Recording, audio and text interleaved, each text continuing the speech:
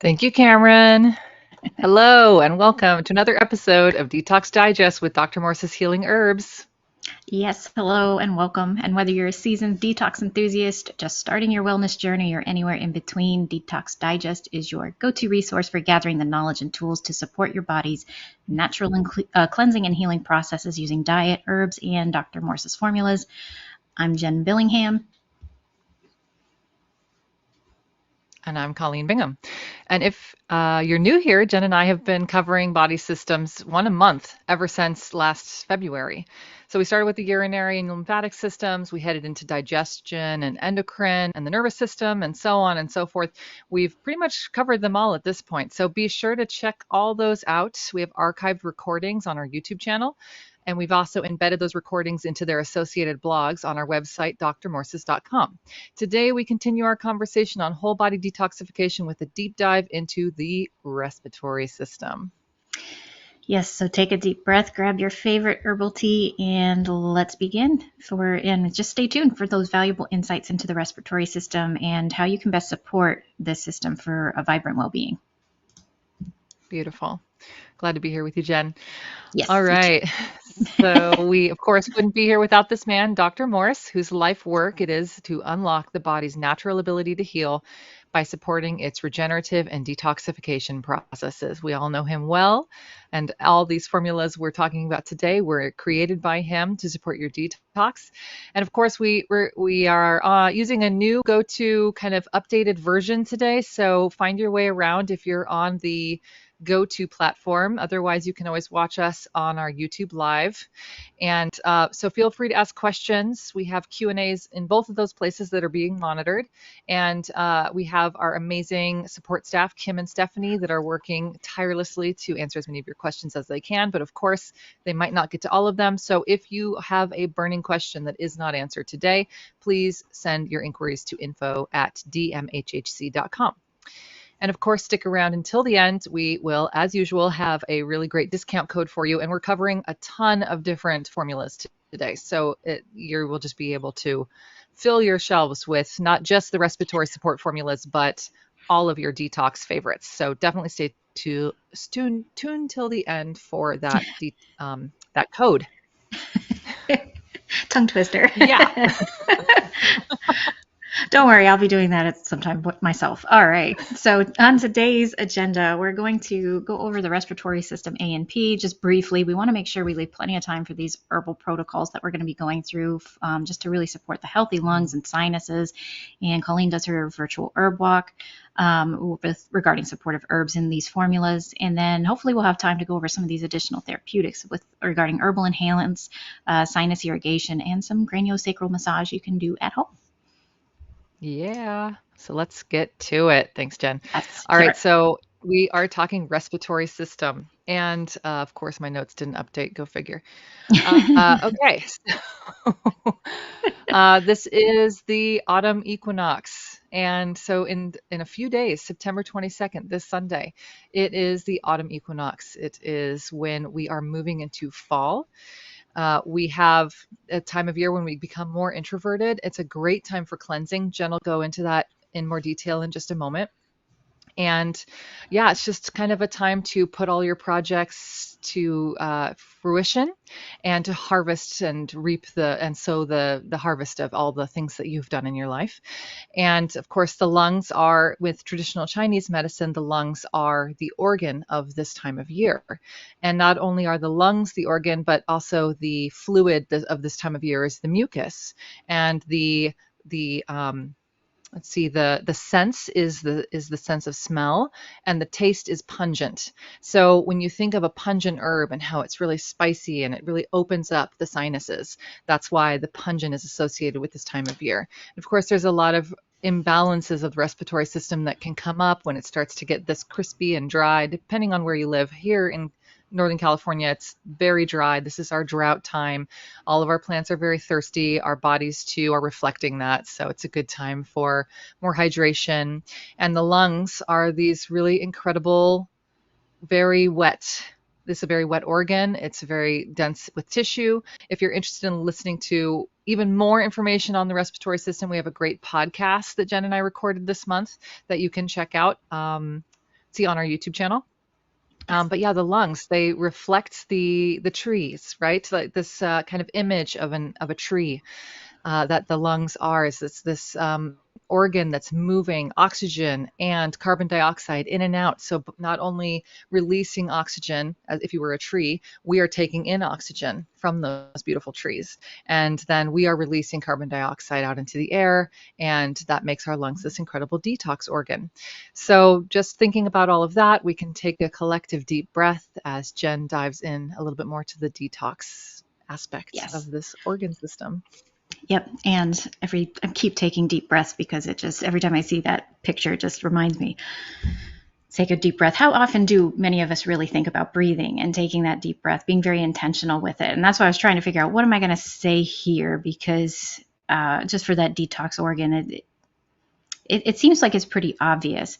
But, I kind of thought, well, we have this full moon coming up too, and how we, kind of cleanse, release, and new moon set new intentions, and how breathing, there's a relationship between breathing and harmony. You have that inhalation process and exhalation process that reflects that balance of taking in what's no longer needed, releasing what's no longer beneficial.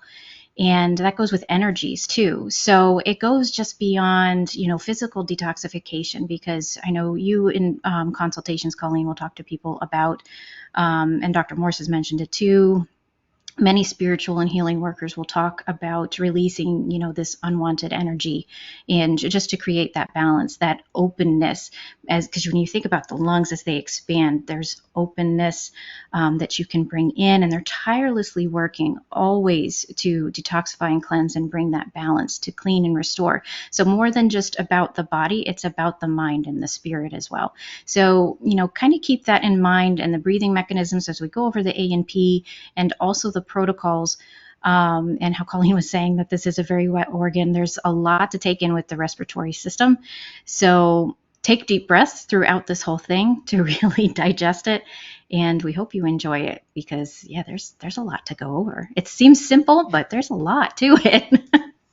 I know. I love this system, and it's funny we take so long to get to it because it's not, one of the first ones we think of when it comes to detoxification, but it is a Right. really incredible detox organ. So we're going to get more into that in just a moment here. So here we have the respiratory system anatomy and physiology. So put on your thinking caps, and we're going to dive into how to break this system down into its component parts.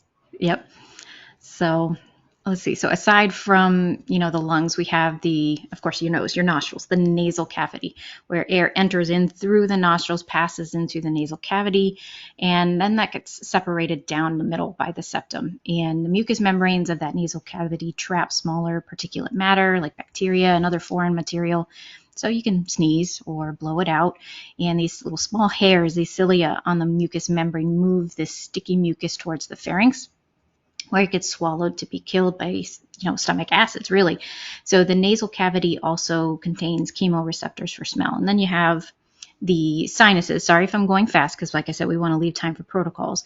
They're air-filled pockets under the cheekbones that help make the skull lighter and act as resonance chambers for speech. They're also, nerves run through here too. And you have the pharynx, the part of the throat where both the air and food are taken in before reaching their separate destinations. And it also plays a very important role in speech too. So yeah, we have that little diagram up there. You can see how complex that is, honestly. Yeah, there's a lot going on. We're not going to get into all that. No. It's just this basic overview A&P. Yeah, So and that's from the upper upper respiratory. respiratory system, yeah, Yep. you go into the lower respiratory system, which includes the trachea, right in here, and then the bronchi and the bronchioles. So we're kind of getting smaller as we go. The alveoli, so that's breaking down. Bronchi are the kind of the trunks, and then the bronchiole are the smaller stems here, and then in here is the alveoli, where all the gas exchange happens. And then you've got the diaphragm, which we'll talk about in a moment, is part of how we in and exhale. And then, of course, the lungs, which are here and here, the right and the left lung.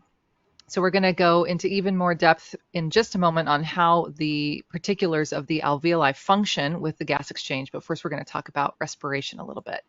Yeah. And respiration involves inspiration and expiration, basically inhale, exhale. So during that inspiration and inhalation, the muscles of the respiration contract, air enters the lungs. So just breathe, and that diaphragm flattens. Okay, so that increases the chest cavity at the top to the bottom. All right, so those intercostal muscles, those are the muscles between your ribs that you probably didn't know you had unless you pulled them. There you go. So in the ribs and the sternum, increasing the front and back. Personal experience, Jen? Yeah, personal experience. Okay.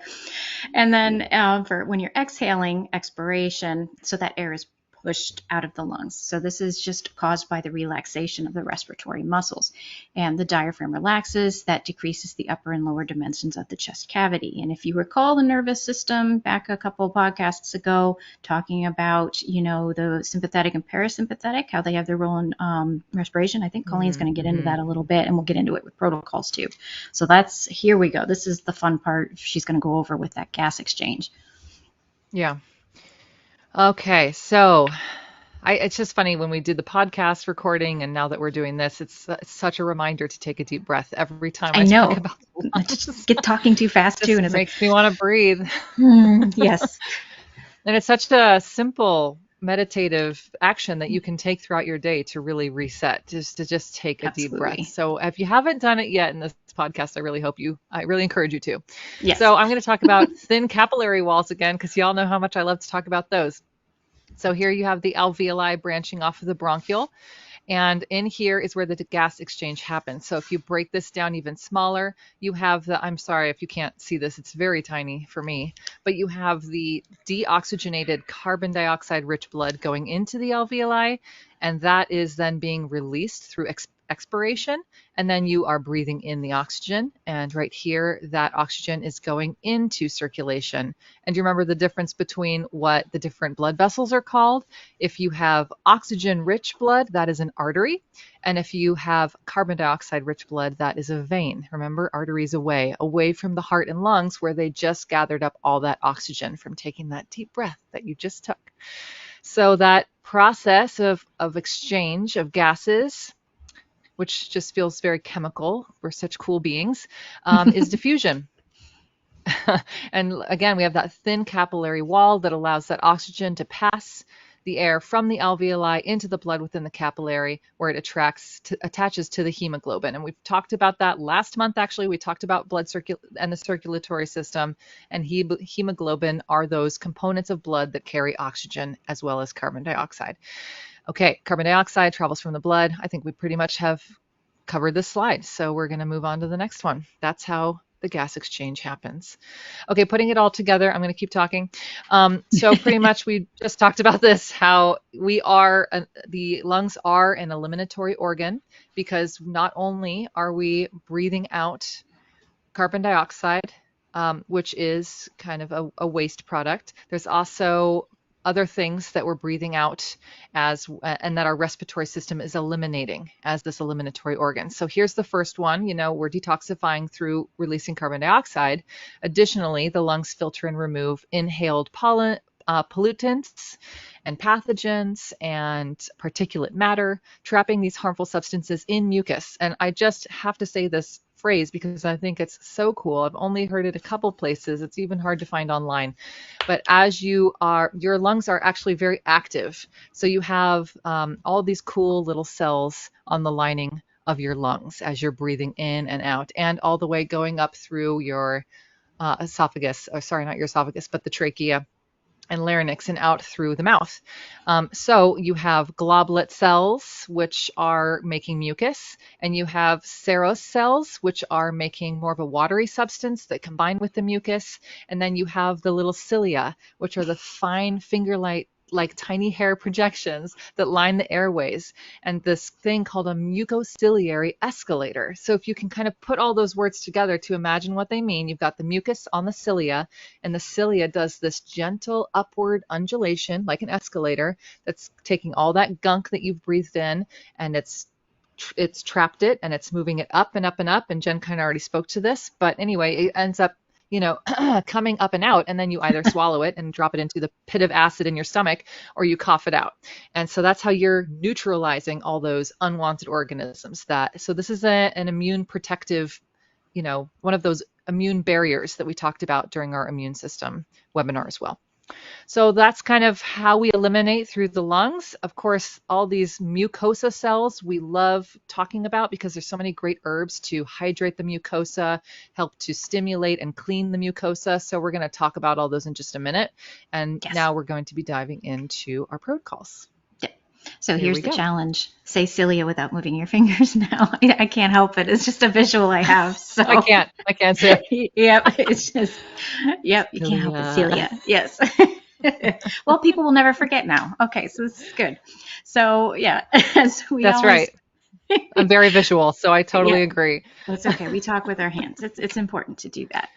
All right. So we start, as always, the protocol section with general maintenance. And this time we're going to focus on the respiratory system. So aside from really the obvious with diet and the herbs, you're supporting key systems all the time. We'll see that on the next slide. But believe it or not, exercise also helps increase lung capacity, and it does improve, blood and lymph circulation. But of course, when you're cleansing and doing this detox process, you got to be mindful of your exercise intensity. Cleansing really isn't the time for intense exercises. So, you want to keep moving to keep the lymph and the blood flowing, and really, focus on your breathing rhythm and whatnot, especially deep breathing to improve that lung capacity and promote relaxation. But don't go too crazy when you're cleansing with exercise.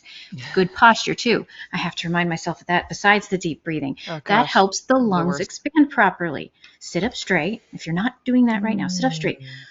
Roll your shoulders back. And as you do that, breathe deeply in, exhale. Okay, here we go. Let's try to maintain this posture through the rest of the podcast. Impossible, but I'll try. Yep. And it's not going to happen.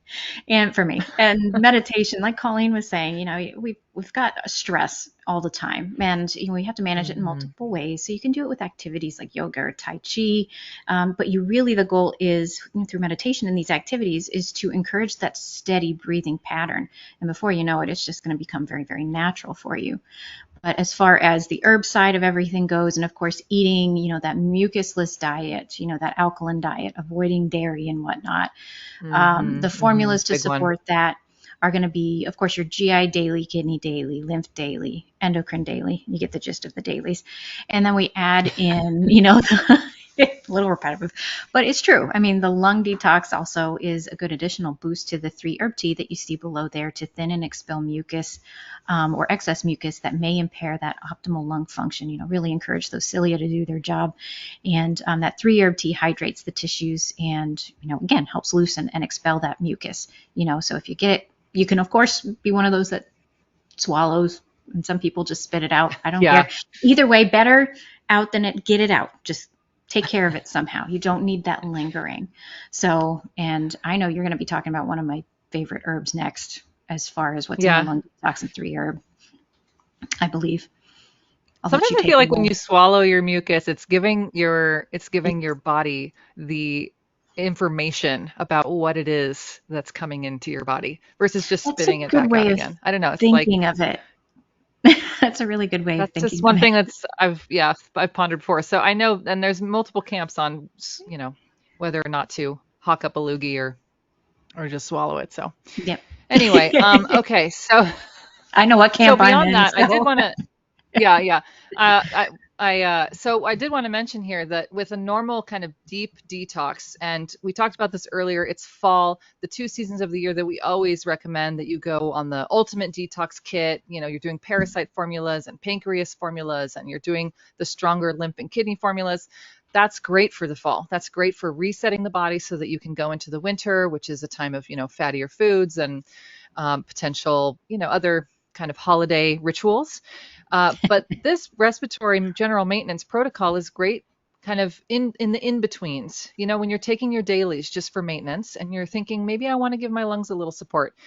So, it's just something that you can do when you're not on a deep detox as well, just to give, and if you have specific lung stuff, if you know that you're kind of have a predisposition for a more wet constitution. So that's something to consider there too. Which I have. So all those dairies and things really trigger. Okay. So as Jenn said, this is mullein. It is our mascot this month. I'm just going to hop into my favorite constituents of this plant. So polysaccharides, mucilaginous polysaccharides. You've heard me talk about them before. Mullein is rich in these as well. So when you combine these with water, they thicken water, and they also show up in our body as helping to kind of build or kind of even thin or move mucus. Okay. And then on top of that, you have the saponins, which you know I love. So the saponins have both a water loving and an oil loving part to their molecule. And what they do is like soap. Soap is made with saponins. It's a chemical reaction that makes a bunch of saponins, and saponins in soap, when you wash your hands, they're grabbing dirt and oil and rinsing it off with the water. Same in your body. They're kind of helping to make things slippery and pick things up and bond with dirt particles and foreign materials and rinse them out of the body. So it's got a very rinsing, cleansing quality on its own. And mullein tea is a great tonic herb. You can just be drinking mullein tea, especially if you live somewhere like I do where we get seasonal fires now. You know, it's really nice to have something like mullein tea to just kind of maintain. And it has tannins, so we call it a mucomodulator because it's not only has that hydrating component with the polysaccharides, it has the tannins, which are astringing and some would say drying. And so in the body, that just works as a modulator, so that whether you need to dry out a little bit more or become a little bit more wet, it's bringing you what you need, which is the magic of herbs, right? That they can do either depending on what your body needs. So that is mullein in a nutshell. And what's one more thing about mullein that I love is how cool it is that after a fire, one of the first plants to pop up on like a barren hillside is going to be mullein. So awesome. It's really appropriate and beautiful. Yeah. It's also highly invasive. So that might be part of the story too. Yeah, nature knows what it's doing. Yeah. So if you need some, check out a local burn spot. Okay, so pleurisy. So this is a great herb. So beautiful. Look at that. So it's called butterfly milkweed. It's one of its common name. It's in the milkweed family. And it does have some cardiac glycosides in it, so it can be kind of activating to the heart, but mostly in the leaves, not so much in the root, which is the part that we use.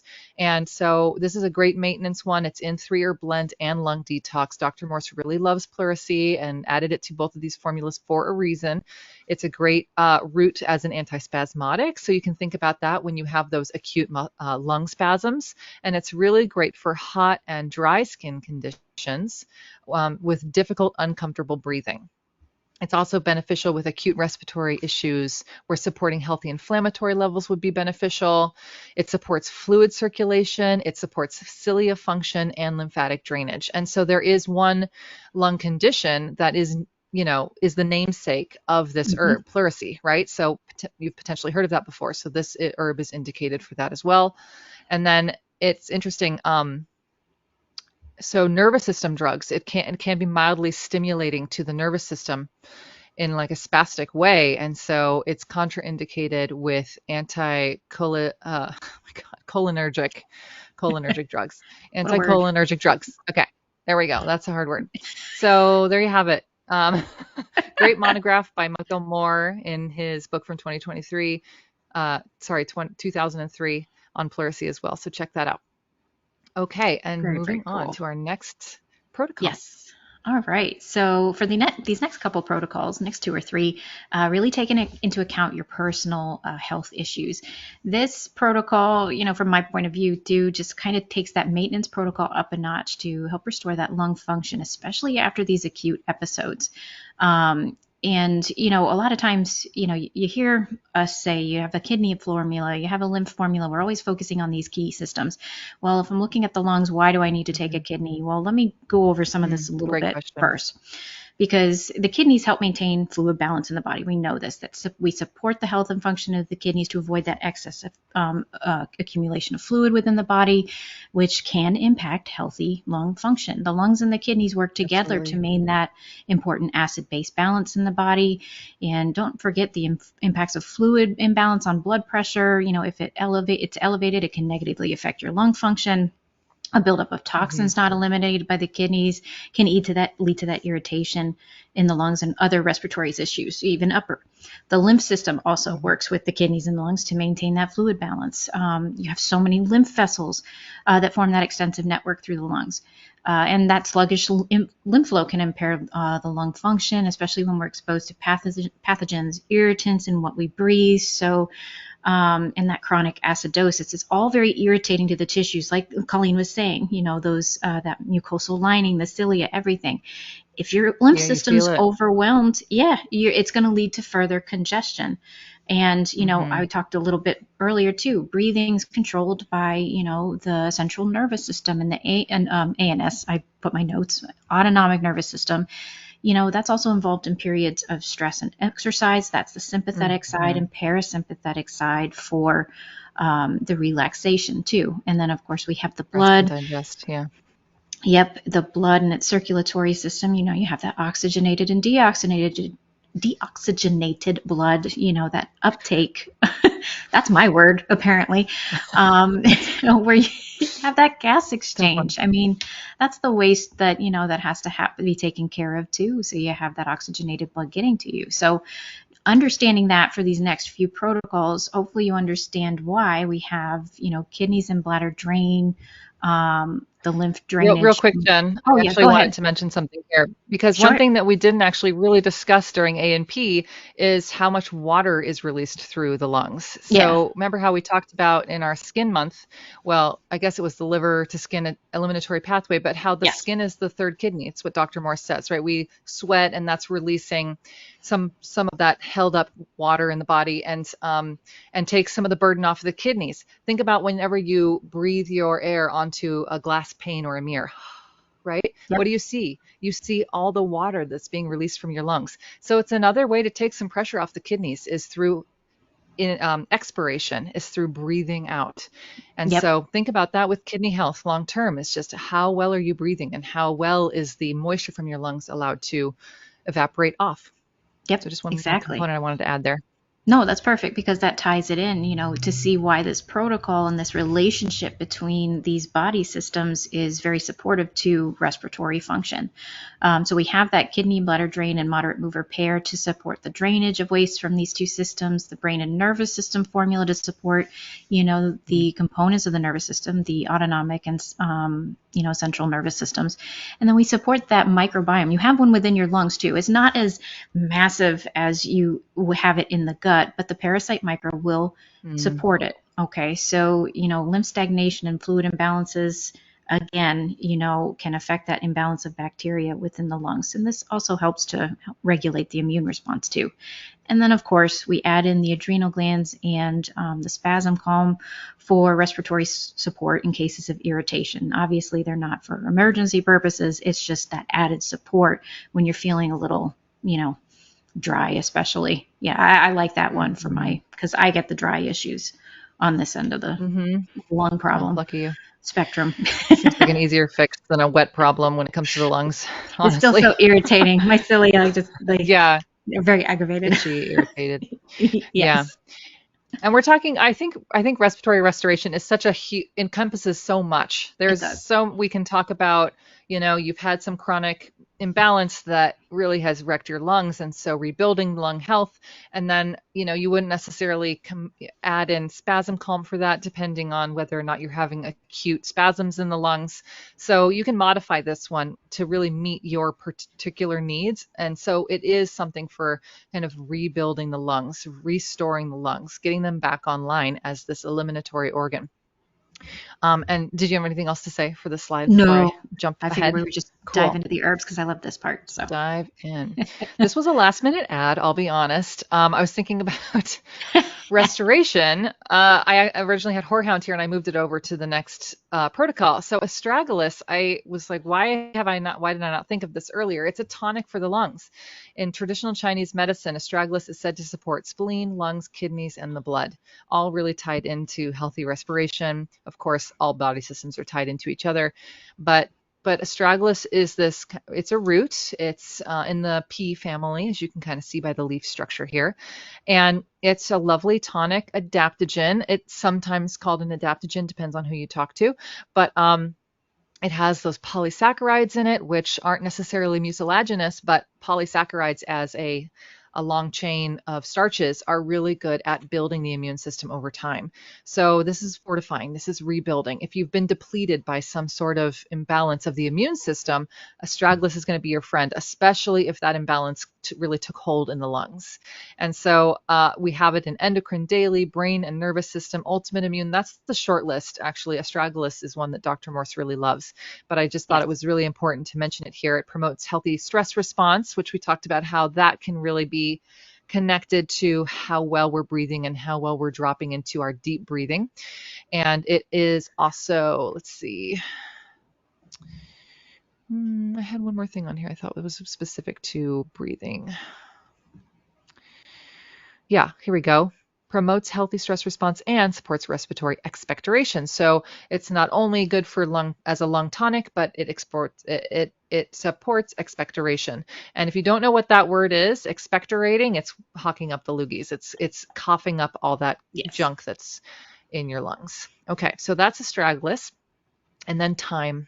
Thyme is just wonderful for the lungs. It has such a beautiful lung affinity. If you want to make a thyme syrup, I highly recommend it. It's already, if you get the lung detox as a glycerin, it's very thyme forward. Thyme with glycerin, which is a sweet solvent that's used to make herbal extracts. Glycerin by nature is sweet without affecting your blood sugar, glucose levels. And so lung detox with the glycerin form, great for children, high in thyme, and just thyme is just this got high volatile oil content. Remember what those are? That's your essential oil content. So thyme has essential oils in it, and those essential oils, not only are they calming to the vagus nerve, there's some really interesting studies that show that drinking a lot of the mint family member herbs, which thyme is a mint plant, drinking these high volatile oil or essential oil rich herbs can somehow, we're not sure by what mechanism, but those essential oils are relaxing the vagus nerve. And the vagus nerve is connected to many of our major organs, including the lungs and respiration. So giving you that chance to take that deep breath. And although I couldn't find this study to prove this, so take this with a grain of salt, but I have heard from some of my herbal teachers that when drinking a thyme tea, they're actually seeing thyme volatile oils being released in the breath. And so somehow they're traveling and making their way to the lungs and being released. There's a lot to say for a lot of essential oils kind of being not, we generally use inhalation as a way to take our essential oil herbs, right, as a way to enjoy them and have them help break things up. So thyme is a great one to just breathe in as an aromatherapy herb with the essential oil, where you just breathe it in. Eucalyptus is a great one for respiratory health as well. But if you even drink thyme tea, they're seeing that it works the opposite way, where it still ends up being expirated in the lungs, which is really fascinating. So that is really fascinating. I mean, yeah. I know I like putting that or eucalyptus or tea tree, anything like that in my diffuser. So never thought of that with the those tea, are good with ones. the thyme tea. Oh, interesting. Okay. See, that's why I like the Yeah, herb section. thyme I learn tea. something new every time. I know. Lung detox, throat soothe. It's also in that. Dr. Morse knows, he put it in all of them. So yeah, we love our thyme. And of course, this just speaks to culinary herbalism as well. Eat thyme on your food and it works the same way. So Yep. get more of these volatile herbs. You could even call thyme pungent. Remember we talked about that being the flavor of the season. It's got some heat to it, right? It's definitely warming. It's on the warming side. So that pungency is going to help to open up the sinuses and the bronchioles and allow you to take those deep breaths. Yep. Speaking of deep All right. breaths, Great. before we go into the next one, Speaking of deep breaths. posture check, breathe. Okay. All right. So now we're going Thank to. you. And I love your little lung guys. They're so cute. I My have gosh, fun Jenn picking added those these out. in at the last. I did. I And they're asked so fun. Stephanie and Kim, like, if these are too weird, just let me know. I'll take them out. But yeah, I think they emphasize what we're going for. So you poor Without lungs. saying it. Yeah, Agonize. nice Yep. one, Jenn. So yeah, the chronic thing these little guys are showing you. So so when we refer to chronic lung issues, we want to think about that definition. It just means it's a persistent or long-lasting problem. It can get worse over time if that root cause is not addressed. So mucus is certainly on this list. It's common to, like Colleen was talking about, expel mucus during cleansing. I just want to note that when you're working with some of these protocols, because there are some expectorant herbs in here, even if you're not cleansing, mucus still This is like excess stuff we're talking about. Mucus has its role in coating and protecting the tissues of the respiratory tract, but these greater quantities, these accumulations of mucus, does indicate there's some irritation, inflammation. The body, oops, I said a bad word. The body is trying to trap and Ooh. expel irritants and balance out the bacteria levels to keep the lungs functioning normally. So again, keep your own, personal health issues in mind when you're looking at these protocols. And for some of these chronic respiratory problems, you might need to start at a more cleansing at a more mild and steady pace initially. You can do that maintenance protocol a little bit first, and you can progress more intensely into cleansing later, but because there's probably some other underlying issues that need to be addressed simultaneously, not just the respiratory issues. So keeping all that in mind, that's where we're going with, this protocol too, and the protocol prior. Again, you still will do you want to say anything before I jump into the protocol, Colleen? No, you're good. I'm Go, just girl. blah, blah, blah, blah. Okay. So these chronic things, especially if you've ever had an iridology reading done or anything, that these can be, these chronic conditions can be a result of compounding body system dysfunction. So we like to, again, start more mildly if you have to, progress through the lymph drainage formulas. That might be suitable for you initially. You can begin with the lymph drainage gentle mover to give that lymph system a little nudge to promote that lymph drainage, and then progress through. If you get into those stronger, moderate, and super movers, do a couple kidney formulas. Pair it with the Restore or a few others to restore that kidney function and maintain that fluid balance and elimination. The Ultimate Immune formula supports that healthy immune response. And, you see a few repetitive things here. The adrenal glands, again, they need support because of their role in influencing breathing, especially during stress or physical activity. And, you have the brain and nervous systems as well. And of course, the lung detox and the spasm calm. So, just with anything that's like deeply seated like this, these long-standing chronic things, we have to consider the long-term impacts to the nervous system. So that's why you see that pairing of the brain and nervous systems and spasm calm too. Okay. Yep. I think I'm done. Absolutely. Just in case you got to add. Okay. No, that's great. I mean, this is, chronic lung issues. We're going to talk about one in particular that kind of comes up this time of year, which is that seasonal. So if your lung spasming, your chronic lung, your acute lung spasms show up during seasonal shifts, which I have to code this because I can't say any of those buzzwords. If she can't do it, I just supplement did, company.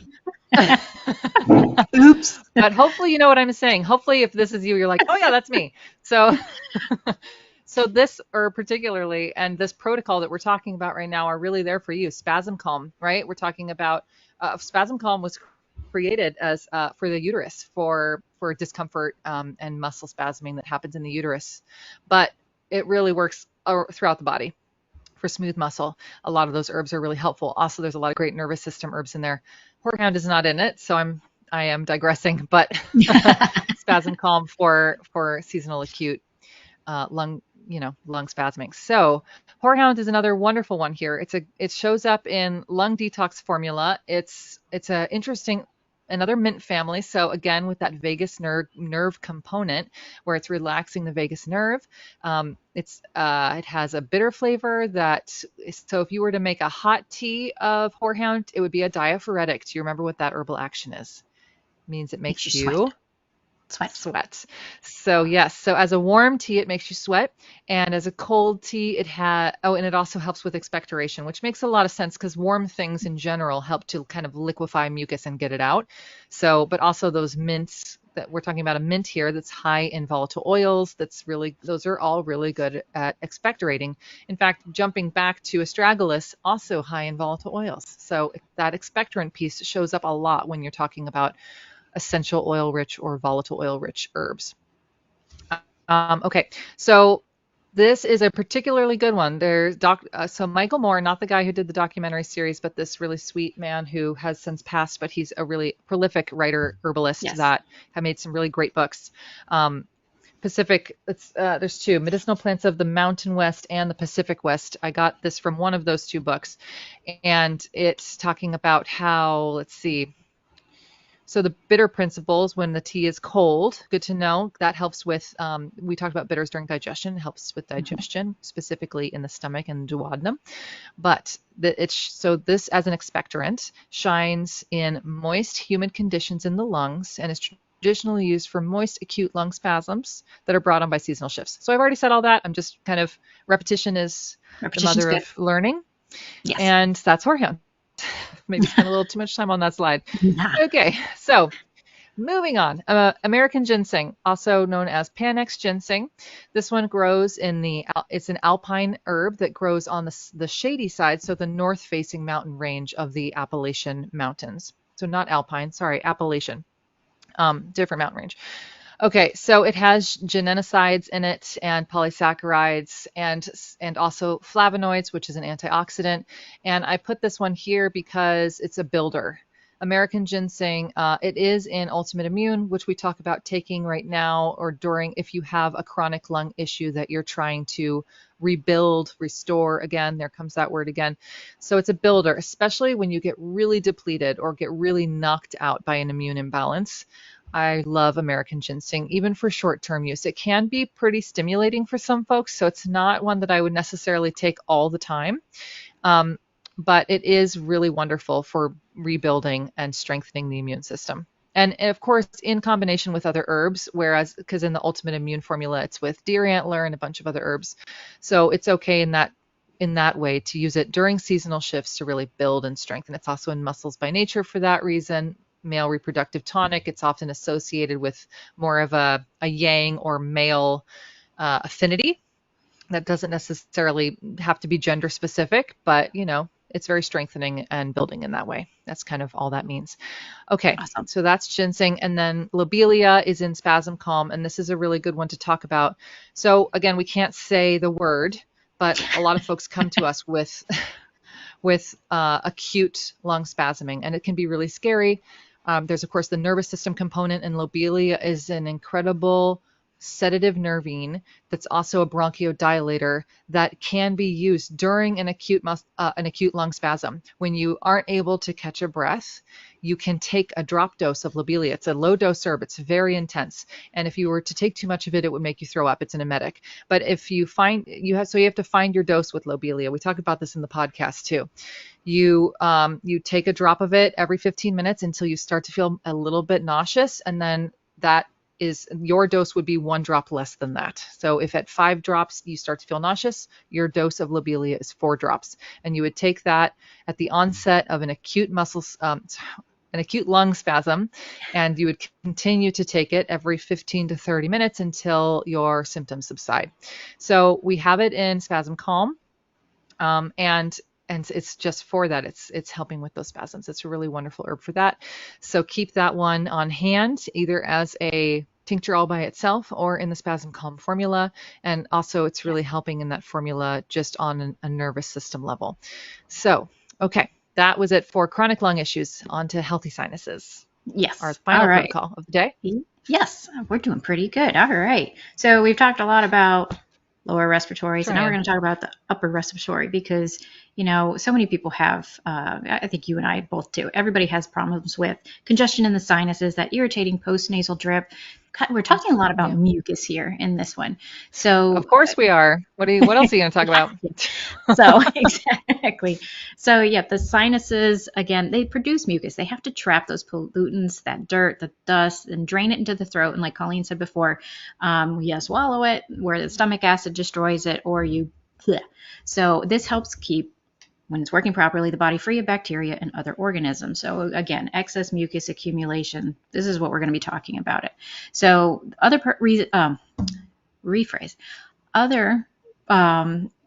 things that your sinuses do that you probably didn't notice or were aware of. Your sinuses actually warm and humidify the air you breathe before it reaches your lungs. They protect the skull. When you get congested, it influences your voice quality. So those obstructed sinuses or nasal congestion can reduce that airflow, and that affects the quality of your voice. And they also allow those cranial nerves to pass through, and that's important for your facial and ocular functions and ocular eyeballs. So we're going to get into some, we'll actually have time to get into these therapeutic, I remedies don't at know. We the still have end. a couple more slides to get Oh, through yeah, here with the true. Okay. protocol. We So it might, could we take. just might. So, but if we don't, the protocol to support this drainage and everything. All right. So this is where we have Hmm. that kidney and bladder restore and that lymph drainage super move repair. Super mover. Yep, to Awesome. encourage that flow and drain and detoxification Mhm. from those stagnant areas. Um, let's see, we have the eye health also. Believe it or not, these really, help with the eye tissues and also the sinus tissues, those mucosal, membranes as well. And then the throat soothe. This is Absolutely. a good one. I would say just to keep on hand. Okay, so the throat soothe and the fire cider, unless you have, correct me if I'm wrong, issues with nightshades, but the throat soothe and fire cider, keep these on hand, people. Mm-hmm. Going into winter. I remember when I first started with Dr. Morse, people would say there's sinus congestion. He'd tell people, go nibble on a little horseradish, encourage that mucus flow to come out. This is kind of what fire cider does too. And the throat soothe, if you're getting that irritation, that lumpy mucus, or any soreness, that throat soothe can coat the tissues, help with some of that post-nasal drip, ease that discomfort, but also, it helps you if you need to swallow it or cough it up, whatever your preference is, whatever camp you're in. That's what these are good for. That's going to be the Totally. discussion at our dinner table I know. tonight. It's So not I am the going to best talk about that timing, tonight. but yeah, going to talk Oh about my God, cilia so and funny. mucus. Sorry, I'll let you get into your slides before I I totally mean, the derail the respiratory webinar. system, who knew it was going to be so fun, you So know? much fun. It's just Yes, worlds of joy here. Okay. mucus is fun. So Okay. it is. I mean, we really love working with it from an Yes. herbal perspective. It's really Yes. one of those fluids the body produces that is really easy to modulate. Oh, there's Yes, that word again. absolutely. All right, so here's eyebright. And yes, as Jen was saying, so eyebright is in our eye health formula, which is not listed here on the slide. Sorry about that.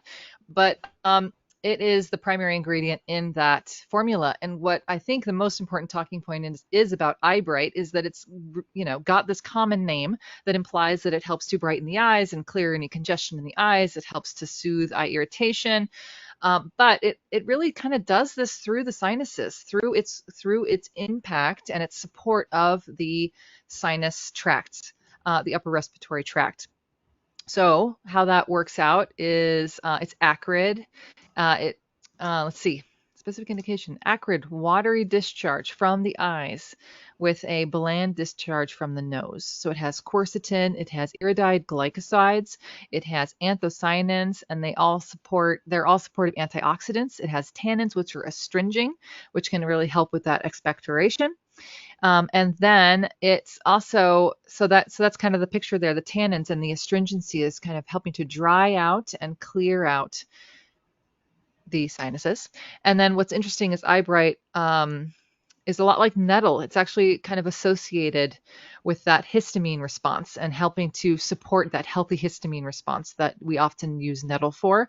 So you could alternate between eyebright and nettle too. So that's something to consider as well, helping to, and those antioxidants help fortify the immune system, which is really great. So that's eyebright. Not a great tasting herb as far as, enjoying a tea of eyebright. I wouldn't recommend it, but definitely a great herb to have on hand. And so, final herb of the day is horseradish, which is in our fire cider. And I'm so pumped. Our fire cider is one of the newest additions to our product line here at Dr. Morse's. And I just love me a fire cider. It is all hot, pungent herbs. So, this is what we're talking about this time of year, right? We get this seasonal shift. We're just feeling it in the sinuses and the respiratory tract. And things start to get built up and bogged down, and we're constantly forming mucus because of all the irritants in the air, and we need something like fire cider to liquefy.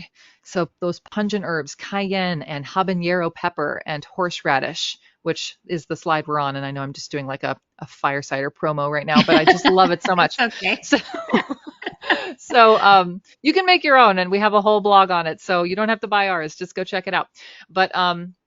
But definitely those hot herbs are really good. And you've tried it in your salsas and if you ever were to eat a hot pepper, it liquefies all that stuff that's stuck in your sinuses and you're just coughing things up and you're blowing your nose. And And so horseradish is one of the best for that, along with those peppers in the fire cider. So with the horseradish, it's really great to grow. It makes these big, beautiful, as you know, super spicy roots, and the root is primarily used, but you can also kind of blanch the leaves and eat them as well, and they have that same hot flavor to them. And so really great in soups and stews, really great in mustards. And it's just used to support lung spasms, to stimulate the immune system. Obviously, these promote perspiration, so get you sweating. So opening up that third kidney which is the skin, to eliminate excess fluids from the body, helping to take some of the burden off of the kidneys. Yeah, so it's a pretty cool herb that we love. And so that is it for our herb walk and all of our protocols. And we're going to just talk about a few more therapeutics that we recommend for healthy sinuses. So we'll start with the herbal inhalant. You can do this so easily at home. It's fun to do with kids. It's really great for shifting things, and it's super affordable because you can use essential oils that you have on hand. Again, I love eucalyptus. It's my number one. Eucalyptus, pretty much all the eucalyptuses are great for helping with the sinuses and respiratory tract. So some of those, and then just go around your property or your neighborhood.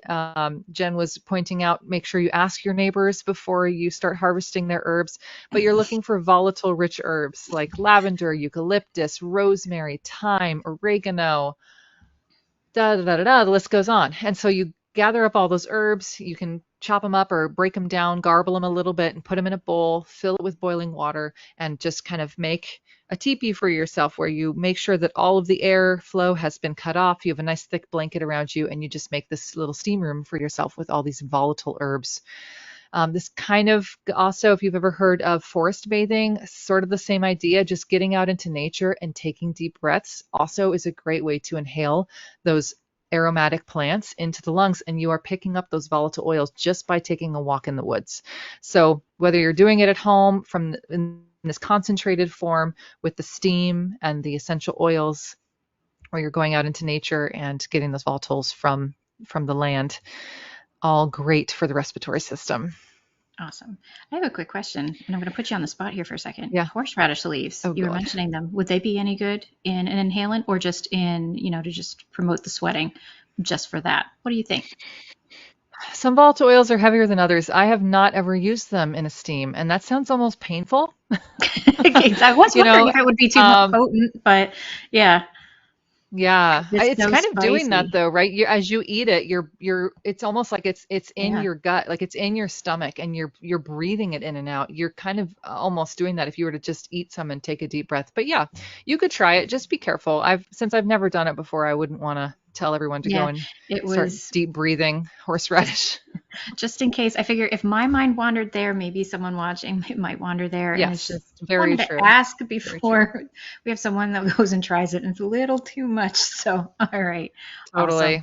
Was worth asking. Okay. Thank you very much. All Well, right. I put us both on the slide. If you want to kind of introduce what a sinus irrigation is, that'd be awesome. Okay, sure. Yeah, I think a lot of people know. I'm sure they've seen Navage ads and have seen a neti pot where basically fill Yeah. it with this solution and you tilt your head and it's just passing the liquid through the sinuses and draining it out the other side. Obviously, you need to breathe through your mouth when you're doing this, not through your nose. It might feel a little weird, but it's really good. You can do this on a daily basis. Great for those acute sinus issues or irritations, especially during particular seasons like spring where you have more And fall. Yeah. irritants that can be making you feel miserable. So this is really good. Helps clear that out. I almost said Yes. it. I almost said it. I know. Well, I have also heard that daily rinsing can, for some, be too drying. Depends on your True. Yes, very constitution. true. If you are very, very wet, then a daily rinse, or if it is that seasonal time where there's just a lot of stuff in the air, then yes, a daily rinse makes a ton of sense. But if you are finding that it's drying you out a little bit too much, you can alternate between doing a neti pot and sinus oils, where you just put together some herbal infused oils and a little bit of essential oil and just Very rub good. the inside lining of your nose with that, which we didn't even put as the therapeutic here, but that's a really fun one for airplanes specifically, I really love doing a nose oil just to protect you even further with those volatile oils, which are antimicrobial, Do you have a against favorite anything oil you might be exposed to. when you travel? Yeah, well, all. So there's different variants of essential oils, and so you have to be careful because there's we could go, I mean, the conversation around essential oils is very deep and long, Yeah, and vast. it's your But podcast. so there's different chemotypes when it comes to essential oils, and if you're purchasing your essential oils from I don't know, your local natural food store or something, you might not find these specific chemotypes as much. But if you do some searches online, you can sometimes find them. It's just different herbs grow in different places in the world and show up with different varying essential oil chemicals in them that help with specific things. So all, very long-winded answer, is great, and it's the most gentle and safe of the times. Perfect. So there's that, and then eucalyptus radiata, because I'm thinking about this from a skincare perspective, like what would I be comfortable putting on my face? So that's the thyme I would go for, and then the eucalyptus radiata is the best chemotype for, and that radiata actually might not be a chemotype, that might actually be a species, or a species of eucalyptus. Okay, gotcha. Eucalyptus radiata. I have to look that up and get back to you on that. And then, but that's what it'll say on the bottle. The globulus eucalyptus is a little more intense and irritating, so it might not be for everyone. So I would inhale with that one in an herbal inhalant, but I wouldn't necessarily put it directly on my skin because the mucosa of your nose is Yeah, sensitive, that's a right? sensitive And so area. you don't want to. Yeah, so essential oils are highly, highly concentrated. I never recommend folks eating essential oils. I know that's very controversial, but you heard it here, folks. So you have to be really cautious with your essential oils. There's definitely some markets out there that will tell you to take them internally, and they're being sued for it because they've Yep. given people anaphylactic shock. So be careful with your essential oils. And other ones that I think are wonderful, lavender, just hands down, Well, yeah, is like such a go-to absolutely. for me for everything. So that's a great one for nose oils. Yeah, I think that's my top three. Awesome. Very cool. Thank you. Yeah. I'm sorry, derailed it, but I figured it was going to help people Yeah, as that's well. okay. We talked about nose oils. Yeah, we weren't Yep. expecting to go there. The whole thing was derailed. Yep. Okay, and All right. finally, Jen. Finally, last one to round this up. All right. So we did, Colleen did walk everyone through, if you get a chance to listen to that respiratory podcast, some self instruction on how to do craniosacral massage. But you can also get this done by a professional. It's non invasive, and it's a bodywork technique that focuses on that craniosacral system, which includes the membranes and cerebrospinal fluids surrounding the brain and the spinal cord. So it can really enhance the immune system and, optimize those body self-healing mechanisms, which is really great during cleansing. So it is a good complementary therapy. And of course, the professional will be able to tell you if it's indicated in your condition or not, if there's a more appropriate time to do this. But it can be very calming. And, honestly, just like neural lymphatic points, working on those, it can help, open up some elimination pathways, prompt some, lymph and blood flow. It can be very, very good. So definitely explore and look into some craniosacral massage. And listen to the podcast for, self-instruction if you're not going to, if you don't want to go pay a professional. It's very sweet. We had Lenny put some meditation music behind it, and I get into Oh, my meditation awesome. voice. Yes. And I've already seen some comments on the podcast saying that the craniosacral massage, guided massage it's a guided meditation of craniosacral massage at the end of the podcast. So Give check it a that out. try, everyone. Go to our YouTube Yep. channel for that. Yeah. And then, so here is your discount code finally. So Woo! Inspire 20. I just love that, breathing in is also called inspiration. And so every time you breathe in, think about that. What is inspiring you today? And Inspire 20 is your coupon code, which will last for all of these formulas for the next 48 hours. So until Friday night at 11:59 p.m. Eastern Standard Time. Okay. We made So it. that's all for today. We made it to the end. Yes. I Yes, wanted we to say one did. more thing about the essential oils. Sometimes it is appropriate. I actually just recommended a tincture to someone today that has some essential oils in it. So yes, under the guidance of a healthcare professional, it is okay. But I would not take anyone's word for it that's trying to sell you a product that you should be taking it internally. Use only under the guidance of a healthcare professional. Okay. Absolutely. So I will Awesome. leave you with that. And thank you, Jen, for being here with me today. It's always a Absolutely. pleasure. Yep, always. Thank you everyone for attending. We hope you enjoyed it and learned something new. All Yes. See you next time. right, Next bye month, bone guys. and joint. See you then. Yes. Goodbye.